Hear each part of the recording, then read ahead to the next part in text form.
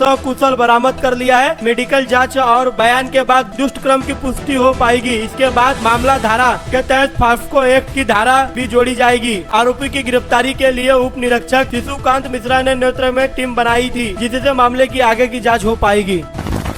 अगर आपको हमारी वीडियो पसंद आती है तो हमारे टीम का हौसला बढ़ाइए और हमारे चैनल को यूट्यूब पे सब्सक्राइब करें और फेसबुक को फॉलो करना ना भूलें और साथ में बेल आइकन को भी दबाएं।